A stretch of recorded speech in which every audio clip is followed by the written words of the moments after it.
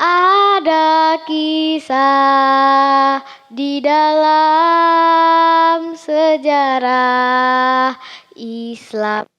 Seorang pemuda Palestina asalnya, berdakwah agama Islam hingga Nusantara. Ja'far Shadiq namanya, teladan bagi kita. Assalamualaikum warahmatullahi wabarakatuh. Hai teman-teman, apa kabar? Semoga kalian dalam keadaan baik-baik saja. Perkenalkan, nama saya Diwangkara Narendra Dipa.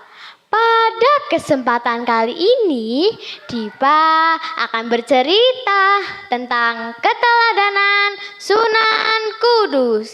Teman-teman, lihatlah foto di samping Dipa. Ada yang tahu siapakah beliau? Ya, beliau adalah seorang wali songo yang bernama Said Ja'far Shadiq. Said Ja'far Shadiq berasal dari Palestina. Beliau datang ke Jawa pada tahun 1436 Masehi. Karena beliau tinggal di Kudus, sehingga dikenal dengan sebutan Sunan Kudus. Sunan Kudus merupakan salah satu wali songo yang mempunyai cara berdakwah yang luwes. Nah, teman-teman, penasaran kan dengan cara berdakwah Sunan Kudus? Simak yuk ceritanya.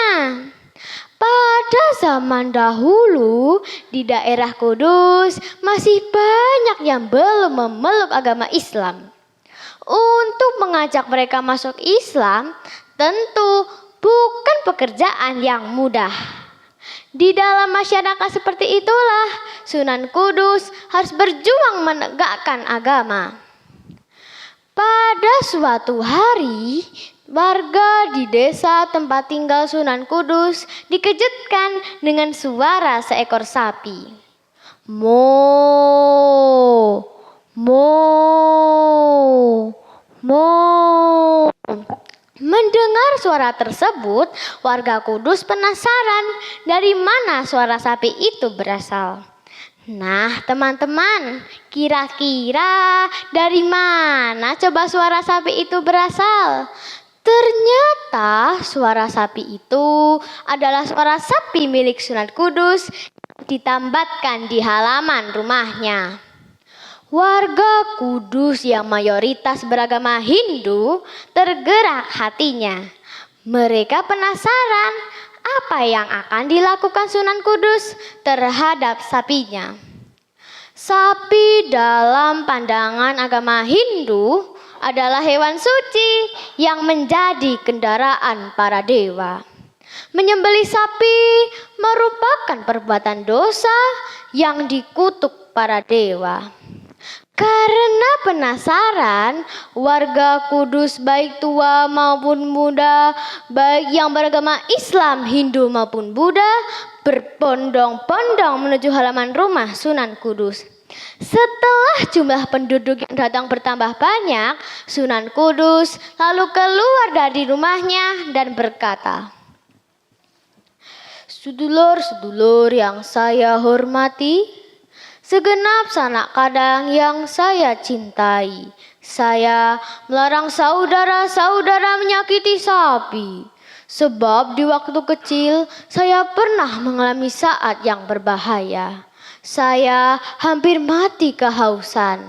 Namun saya sangat beruntung karena ada seekor sapi yang datang menyusui saya."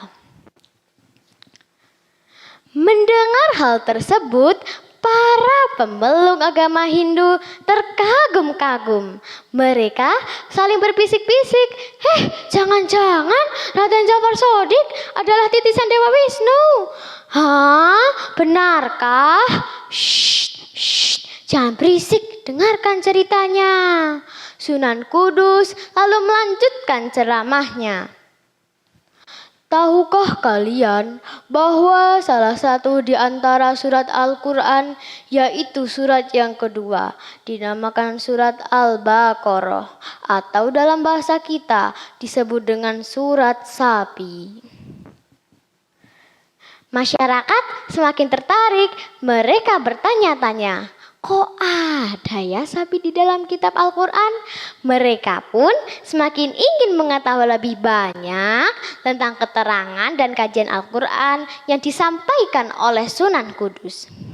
Demikianlah, setelah simpati berhasil didapatkan, akan lapanglah jalan mengajak masyarakat berduyun-duyun masuk agama Islam. Begitulah teman-teman cerita Sunan Kudus. Dari cerita tersebut dapat kita ambil pelajaran bahwa dalam mengajak orang lain harus dengan cara yang menarik, luas, alias tidak kaku. Tidak dengan cara memaksa, apalagi dengan memaki sesembahan mereka. Allah Subhanahu wa Ta'ala berfirman dalam Al-Quran surat Al-An'am ayat 108 yang artinya, dan janganlah kamu memaki sesembahan yang mereka sembah selain Allah, karena mereka nanti akan memaki Allah dengan melampaui batas tanpa dasar pengetahuan. Demikianlah yang dapat disampaikan. Apabila ada kesalahan, mohon dimaafkan. Terima kasih. Wassalamualaikum warahmatullahi wabarakatuh.